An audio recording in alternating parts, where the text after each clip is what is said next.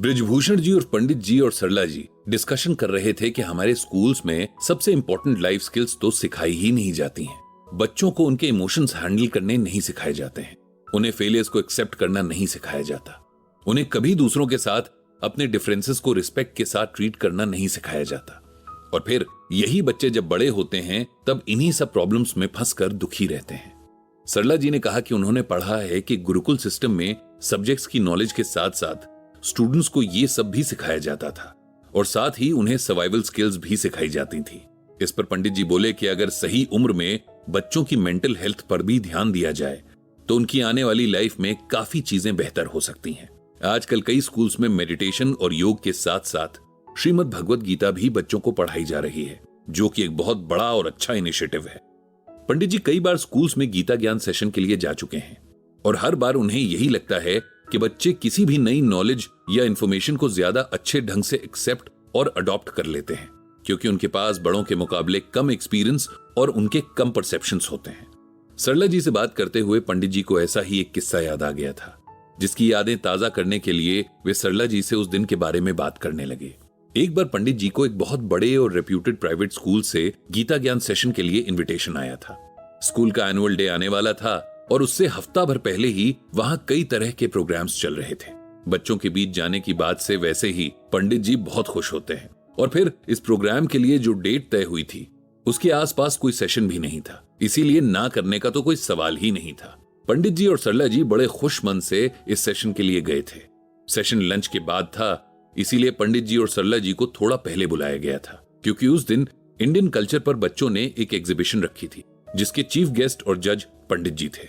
By chance सरला जी को वहां अपनी एक बहुत अच्छी फ्रेंड की बेटी रश्मि मिल गई, जो स्कूल में टीचर थी। सरला जी को रश्मि अपने साथ कैंटीन ले गई, क्योंकि जब रश्मि छोटी थी तब उसकी माँ और सरला जी खूब मिला करती थी। रश्मि भी उन्हें मौसी कहा करती थी और उनके साथ बहुत हिल मिल गई थी। कुछ दिनों बाद रश्मि के पिता का ट्रांसफर हो गया, जिसकी वजह से उन लोगों को शहर छोड़ना पड़ा और धीरे धीरे आपस में कांटेक्ट भी कम हो गया था। पिछले बहुत सालों से दोनों सहेलियों को एक दूसरे की कोई खबर भी नहीं थी। ऐसे में जब सरला जी को अचानक रश्मि मिल गई तो उनकी खुशी का ठिकाना ना रहा। वे तो शायद रश्मि को पहचान भी नहीं पाती, लेकिन उसने उन्हें दूर से ही पहचान लिया था। सरला जी जब रश्मि के साथ बिजी हो गईं तो उस दिन के इवेंट के ऑर्गेनाइजर प्रदीप जी ने 6th क्लास के एक बच्चे को बुलाया जिसका नाम अनय था। उन्होंने अनय से कहा कि जब तक सेशन का टाइम होता है तब तक पंडित जी को आज की एग्जीबिशन और स्कूल के कुछ इंपॉर्टेंट पार्ट्स जैसे लाइब्रेरी वगैरह घुमा दें। पंडित जी भी इस ऑफर से खुश थे। अनय बहुत चुलबुला बच्चा था। पंडित जी देख रहे थे कि लॉबी में चलते हुए भी वो सीधा नहीं चल रहा था, जैसे किसी गाने के म्यूजिक की धुन पर हल्का हल्का सा नाचता हुआ चल रहा था। ऐसा म्यूजिक जो सिर्फ उसके कानों में बज रहा था। पंडित जी से बात करते हुए उसकी आंखों में एक चमक सी आ जाती थी। बच्चों की आंखों की इस चमक को पंडित जी जिंदगी की चमक कहते हैं। अचानक एक जगह पर अनय रुक गया और बोला कि सर, मैं आपको जानता हूँ, मेरी बुआ आपका ब्लॉग पढ़ती हैं और पढ़कर मेरी दादी और मुझे भी सुनाती हैं। बुआ कहती हैं कि जब मैं थोड़ा और बड़ा हो जाऊं तब मुझे खुद से गीता पढ़नी चाहिए। पंडित जी को यह बात सुनकर बहुत अच्छा लगा। उन्होंने अनय से कहा कि उसे गीता ज्ञान सुनकर कैसा लगता है। इस पर वो बोला कि सब कुछ तो समझ नहीं आता है, लेकिन जितना समझ आता है वो अच्छा लगता है। फिर उसने पंडित जी की तरफ एक क्वेश्चन दाग दिया कि मेरी बुआ कहती हैं कि हम जो कुछ भी करते हैं उसका फल हमें जरूर मिलता है, इसीलिए कभी गलत काम नहीं करने चाहिए। मैं अपने दादाजी से बहुत प्यार करता हूं, वो भी मुझे बहुत प्यार करते हैं, लेकिन अब वो बहुत बीमार रहते हैं, बिस्तर से उठ नहीं पाते हैं, हमेशा बड़बड़ाते रहते हैं कि मैंने कौन से बुरे काम किए जो मैं इतना बीमार हो गया हूं। सर, क्या मेरे दादू ने सच में इतने बुरे काम किए होंगे जो गॉड ने उन्हें पनिश किया है?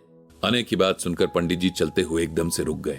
उन्हें लगा कि इस बच्चे के मन में कर्म और उसके फल को लेकर एक गलत मैसेज पहुंचा है, जिसे अभी करेक्ट करना होगा, वरना वो सारी जिंदगी एक गलत बात को सही मानता रहेगा। पंडित जी ने पास पड़ी चेयर पर अनय को बैठने का इशारा किया और खुद भी बैठ गए। अब उन्होंने उसे समझाना शुरू किया। देखो अनय बेटा, सबसे पहली बात तो यह है कि गॉड कभी भी हमें पनिश नहीं करते हैं। ये सोचना भी गलत है कि हम अगर परेशान हैं, प्रॉब्लम में हैं, तो ये इसलिए है क्योंकि गॉड ने हमारी किसी गलती के लिए हमें पनिश किया है। हम सब, चाहे इंसान हो या जानवर, पशु पक्षी हो या कीड़े मकोड़े, सब में उन्हीं भगवान का अंश है।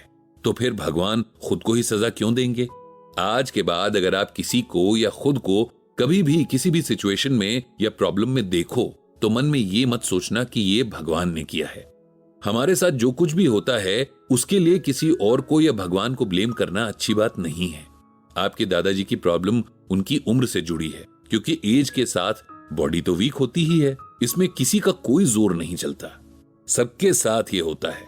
आप अपने दादाजी के साथ बैठा करो, उनसे बातें किया करो, इससे आपको भी अच्छा लगेगा। फिर पंडित जी ने अनय को एक बहुत छोटी सी कहानी सुनाई। ये कहानी किसी बहुत बड़े टेनिस प्लेयर के बारे में थी। उस प्लेयर को छोटी सी उम्र में कैंसर हो गया था। जब उसे पता चला तो वो बहुत परेशान हुआ। उसने भगवान से कहा कि आखिर मेरे साथ ही ऐसा क्यों किया? अभी मेरी उम्र ही क्या है जो मुझे इतनी बड़ी मुसीबत में डाल दिया। जब उसके मन का गुबार निकल गया तो उसने सोचना शुरू किया कि आज वो अपने साथ हुई इस प्रॉब्लम के लिए भगवान को कोस रहा है। लेकिन जब उसके साथ इतना अच्छा हो रहा था तब तो उसने कभी नहीं कहा कि मेरे साथ ही ऐसा क्यों। जब वो इतनी छोटी उम्र में बड़े बड़े कंपटीशन जीत रहा था तब भी उसने कभी नहीं कहा कि भगवान मेरे साथ ही ऐसा क्यों कर रहे हैं। अभी मेरी उम्र ही क्या है जो मुझे इतनी सारी अचीवमेंट्स और अपॉर्चुनिटीज मिल रही हैं। इसके बाद उसका मन एकदम शांत हो गया, क्योंकि उसे अपने सवाल का जवाब अपने मन में ही मिल गया। खुशी हो या दुख, हार हो या जीत, हर चीज को एकदम शांत मन से एक्सेप्ट करना चाहिए। यही एक स्ट्रांग पर्सनालिटी की सबसे जरूरी बात है।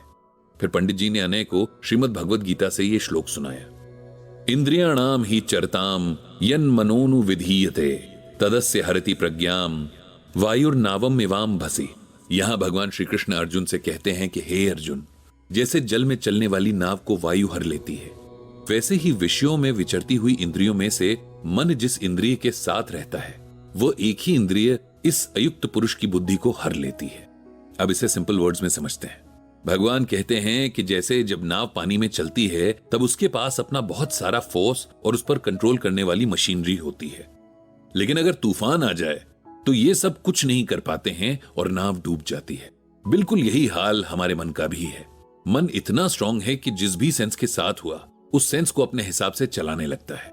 इंसान खुद को कितना भी इंटेलिजेंट समझे, लेकिन अगर उसका मन उसके कंट्रोल में नहीं है तो उसकी सारी इंटेलिजेंस धरी की धरी रह जाती है। भगवान कह रहे हैं कि इंसान को यह समझ होनी चाहिए कि इस दुनिया और शरीर से जुड़ी सारी इच्छाएं मन में ही पैदा होती हैं। अगर इंसान अपने मन को कंट्रोल करके इन इच्छाओं को पूरी तरह छोड़ दे और फिर इसी मन के जरिए अपने सभी सेंसेस को भी अपने कंट्रोल में कर ले, तो ऐसा कर सकने वाला इंसान हमेशा सुख और सुकून में रहता है। फिर पंडित जी ने अनय को और भी सिंप्लीफाई करके बताया कि हम सबको किसी भी और एक्सटर्नल फैक्टर्स से पहले अपने इंटरनल फैक्टर्स को कंट्रोल करना चाहिए। अगर हम ये कर पाए तो फिर हमें बड़ी से बड़ी प्रॉब्लम में भी सही रास्ता मिल जाता है। जो इंसान अपनी तारीफ से बहुत खुश नहीं होता है और कोई कुछ गलत बोल दे तो दुखी भी नहीं होता है, ऐसा इंसान बहुत अच्छा होता है। अनय को पंडित जी की बातें बहुत अच्छी लगी। इतने में पंडित जी को ध्यान आया कि सेशन का टाइम होने वाला है, इसीलिए दोनों फटाफट सेमिनार हॉल की तरफ चल पड़े। आगे पंडित जी ने वहां पर क्या किया, ये सारी चीजें आपको पता चलेंगी अगले एपिसोड।